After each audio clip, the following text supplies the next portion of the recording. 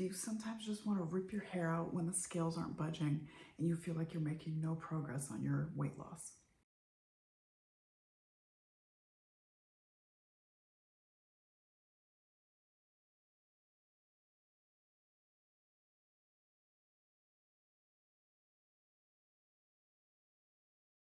Then listen up, because I've got you covered for inspiration when the scales just won't budge and you just got to keep going to your goal.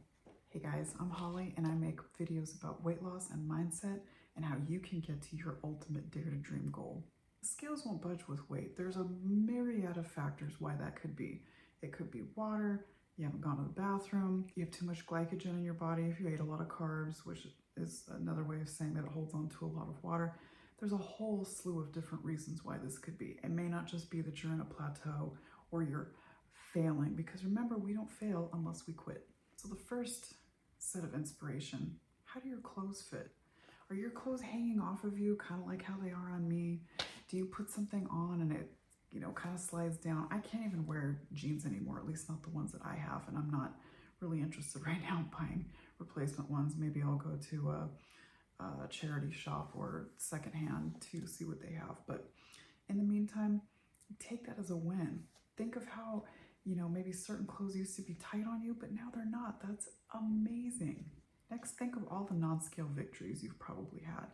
For me, it's things like wearing a towel after getting out of the shower and it can close all the way without that, triangle of skin that's showing, or getting on a plane and A, being able to fit in the seat, and B, being able to comfortably put the seatbelt on, more than comfortably, more than before.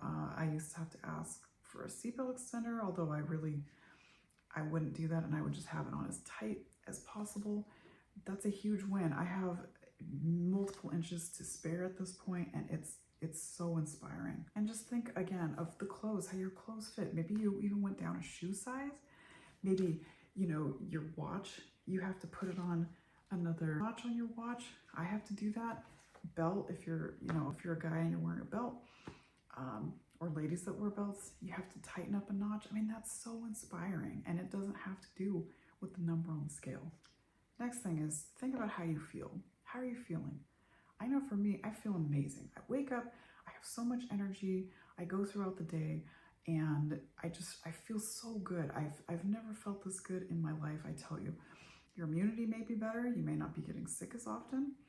Just think of it like physically. How does your body feel? How are you feeling when you get out of bed in the morning? Do you feel good? Do you feel good throughout the day? Do you have energy throughout the day? Because I guarantee you do, and that's got to help you keep going. Next is, how is your mental health? How is your anxiety? Are there certain things that used to give you anxiety and dread and depression that maybe they don't anymore? And you sit and have a think of it and go, that doesn't bother me anymore. That's a huge win, you guys. That's massive. I would say 50% of what we're doing it's for your mindset too. It's for your mental health. The walk is for your mental health. Whatever you can do to make yourself feel better, this is the way to go. And kind of going off of the mental health, how is your happiness? Are you a happier person? Do you find yourself not getting into little bickerings and rows and arguments with people as often? I absolutely do. Stuff just kind of rolls off my back now. And I'm telling you, it's because of the feel-good chemicals that I have coursing through my body from the walk.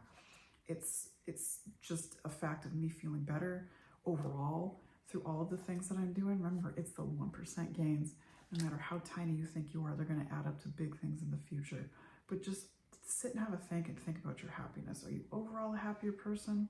Because if you are, you're definitely headed in the right direction. Also, how's your clarity of mind? I've found that prior to weight loss, I would have a hard time reaching for certain words in my brain. It would take me, a few seconds or a minute to come up with a word, or, ask somebody else for help. But I feel like my mind is so much clearer. Again, I'm gonna give that up to the walk, helping me with that. It's so true, you guys. The walk will clear your mind.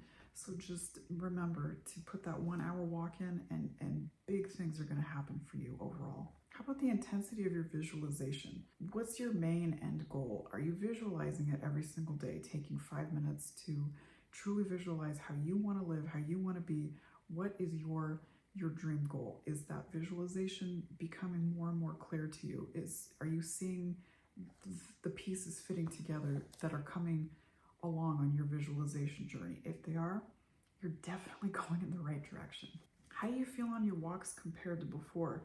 Do you feel you're not as out of breath? Does your back not hurt as much anymore? Do maybe your joints don't ache like they used to?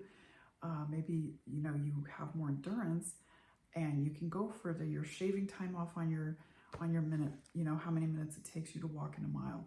Those are massive, massive things that, again, go back to the 1% gains that you maybe didn't think were a big deal in the beginning, but now they're starting to add up. How about your food choices? How are they compared to before? Are you one of those people that was getting fast food and eating snacks and things that you shouldn't have eaten, and now your diet is so cleaned up, you're eating, as close to whole foods, natural as you can, mostly fruits and vegetables? If you are, that's a huge win. I mean, the environment, I always go back to the environment being one of the absolute biggest things you can do to succeed in weight loss.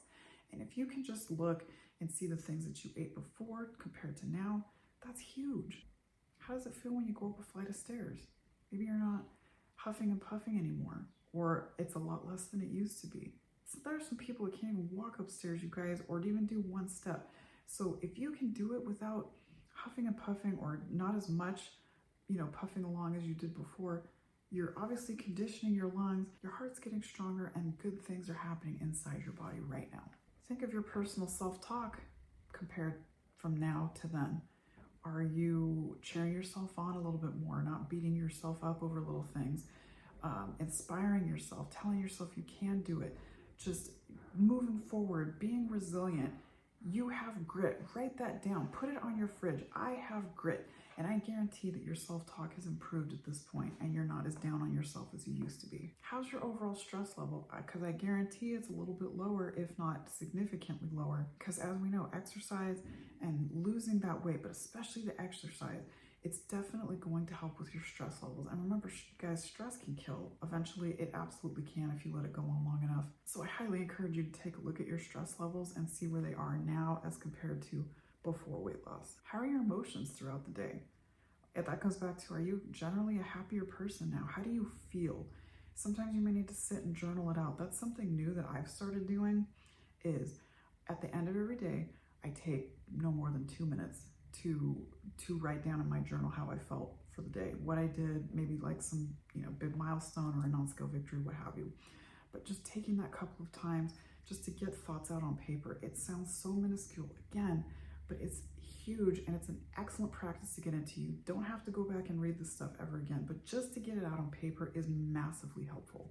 What about taking body measurements? I know it's something that people say they're going to do, but they don't. I recently did it for the first time and I'm going to take them again fairly soon here to compare.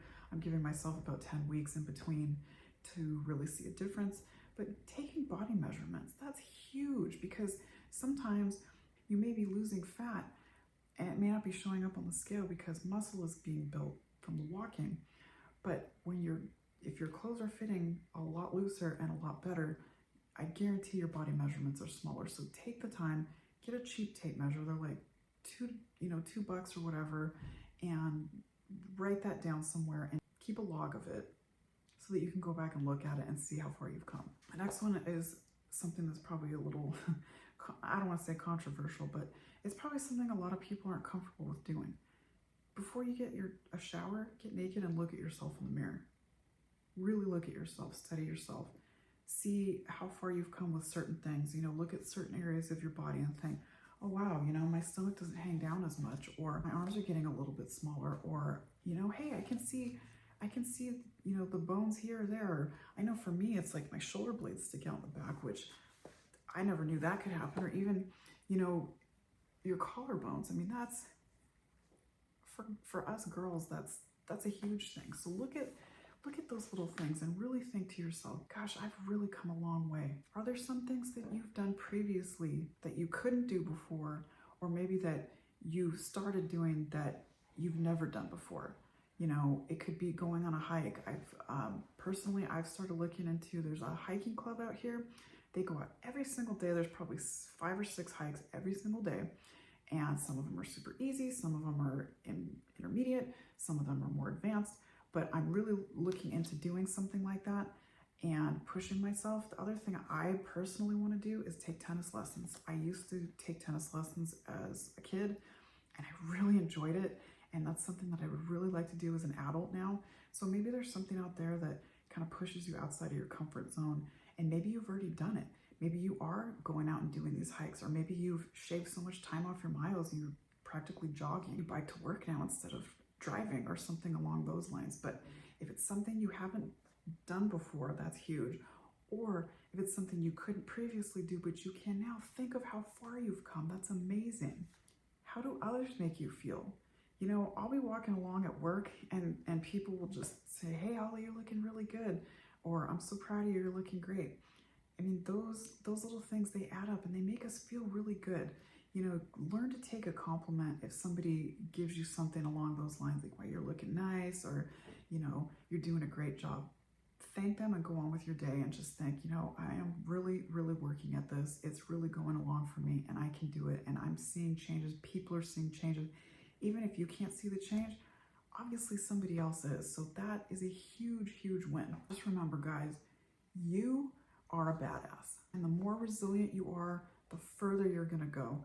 When you can pick yourself back up and just keep on going, even when it feels like the scales won't budge or you're not making any progress, you just pick yourself up and you keep going. Like I said, put it on your fridge. I have grit. I have grit. Say it to yourself every day, because you do have grit and you have been going and you will keep going. Keep yourself on the pitch and the hard work will pay off tenfold, guys. I promise you. It's going. You're pushing through. You're going to make it. I promise you. I'll leave you with these final words. Remember, you, my friend, have the power to pick how you want to look and feel. You do. So dream big, dream often. You're gonna get there, I promise. And if you like this video, click the like button down below. Leave me a football or a soccer ball in the comments down below so I know that you heard my reference to still being on the pitch. And don't forget to follow me at Less of Holly on Instagram for more content like this. I hope to see you guys next time, and I'll chat to you later. Bye.